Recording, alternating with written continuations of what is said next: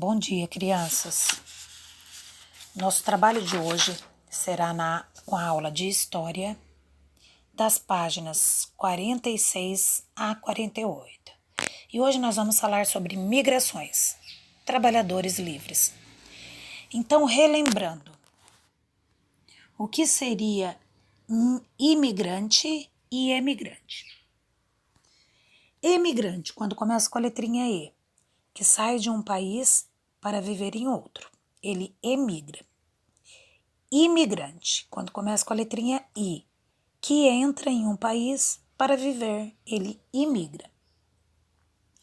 Então vamos lá.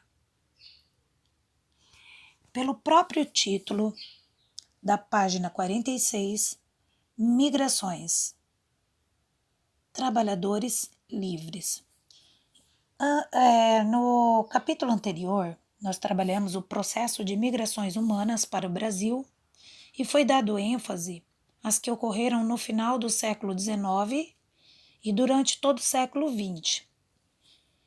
Passado esse período, vocês lembram que nós falamos sobre migrações forçadas, onde as pessoas vieram trazidas à força e trabalhavam como escravos, trabalhavam dia e noite, sem ter praticamente momentos de descanso. Agora, esse período que nós vamos estudar foi marcado pelo fim do trabalho escravo e pela transição para o trabalho livre.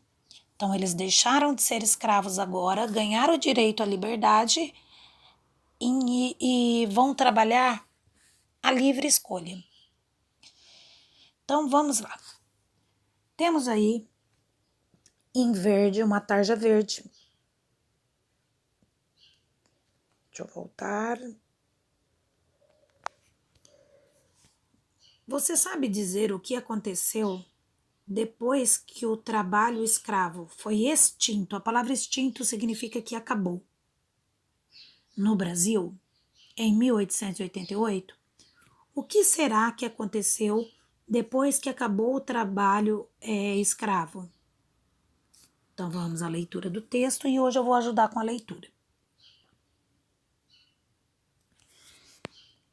Em 1888, o trabalho escravo foi abolido. A palavra abolido está em destaque porque abolir significa que tornou extinto, ou seja, acabou, anulou, e foi extinto por lei. Seu fim chegou depois de um longo processo de luta que contou com a participação dos escravizados e de parte da sociedade urbana.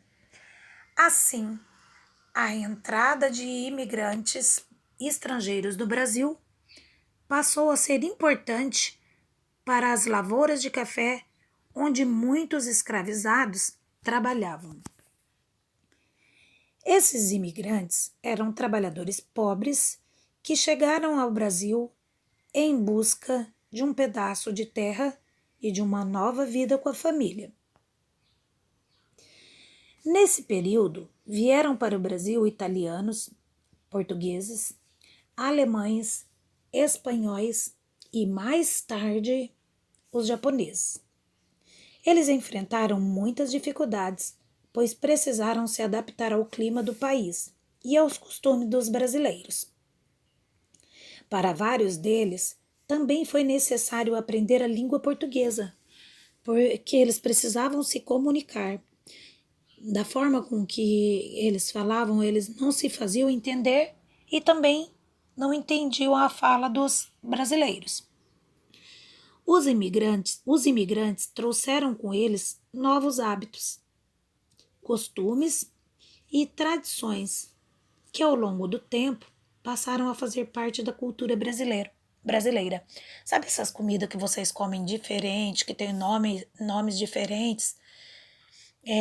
Por exemplo, yakisoba, sushi,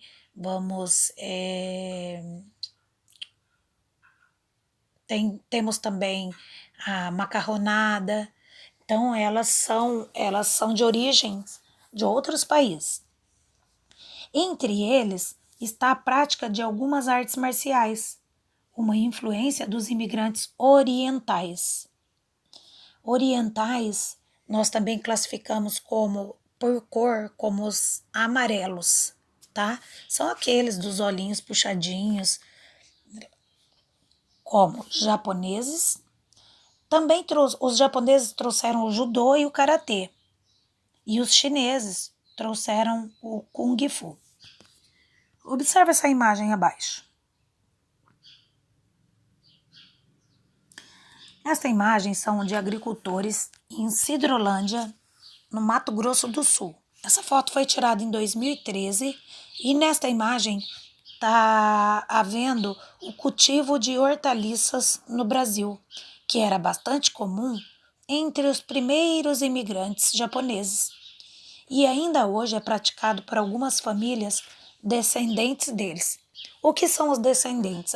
Descendentes são as gerações que vão surgindo de outras gerações. Por exemplo, vocês são descendentes do papai e da mamãe. O papai e a mamãe são descendentes dos avós. Os avós são descendentes dos tataravós. E assim vão se formando as famílias e as descendências. Certo, falamos sobre trabalhadores livres, agora vamos falar sobre migração interna.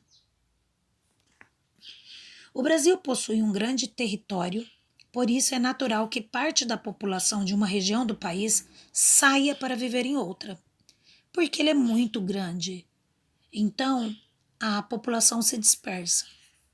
Muitos migrantes partem da cidade onde nasceram em busca de novas oportunidades de trabalho e de melhores condições de vida.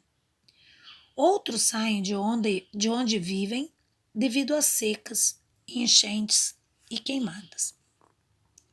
Foi justamente isso que aconteceu em 1877 e novamente entre 1888 e 1889, quando um grande número de pessoas migrou para o norte e sudeste do Brasil. Eles migraram fugindo de um rigoroso período de seca no Ceará, região nordeste do país. Esses cearenses foram para a Amazônia em busca de trabalho e de melhores condições de vida. Foram eles, os trabalhadores nordestinos, que tornaram possível a extração do látex e do cacau na Amazônia, o que acabou gerando muita riqueza e prosperidade à região norte do Brasil. Conheça a seguir o processo de produção da borracha e do látex.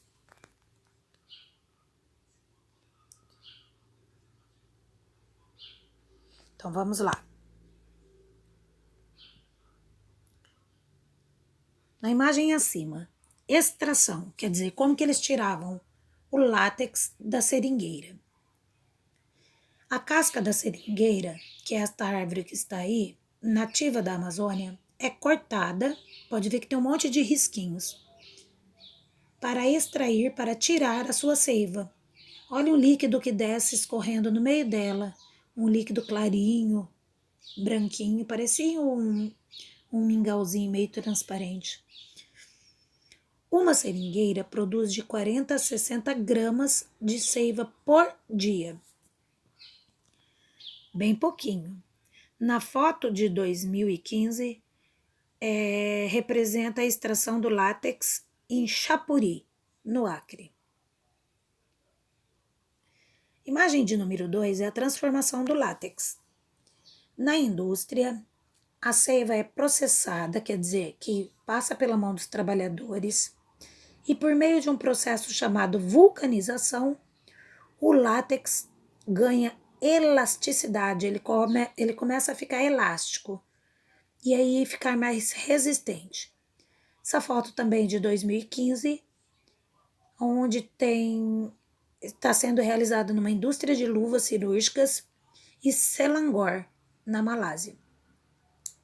Vamos agora para alguns exemplos da matéria que foi transformada, da indústria que foi para o comércio. Então, o que ele virou? O látex foi para a indústria e na indústria foi transformado em luvas, em bolas, pneus, brinquedos de borracha. É muito importante saber que o látex vulcanizado, onde ele vira borracha, é utilizado na fabricação de mais de 300 produtos. Então, tem mais de 300 produtos que são fabricados através do látex vulcanizado, como luvas cirúrgicas, brinquedos, até o pneuzinho. Vamos lá, página 48, onde vocês vão realizar a atividade de vocês. Vou fazer a leitura da tabela 1. Leia a tabela com a ajuda do professor. Está uma tabela dos principais grupos de imigrantes vindo para o Brasil nos anos de entre 1887 a 1930. Então, eu vou falar nacionalidade, quer dizer, a raça deles e a quantidade. Então, que vieram para o Brasil. A italiana com... Deixa eu abrir a imagem.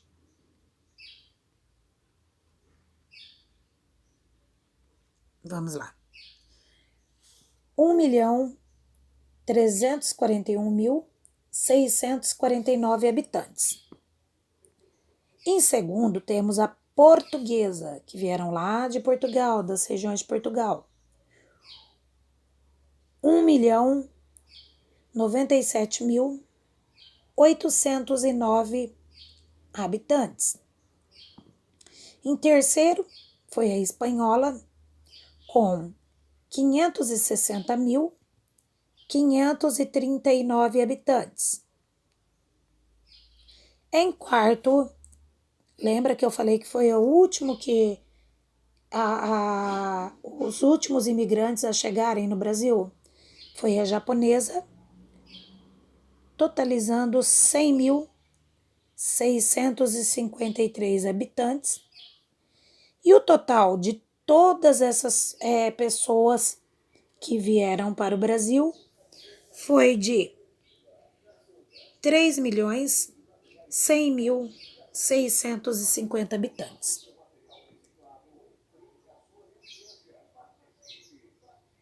Vamos lá. Letra A.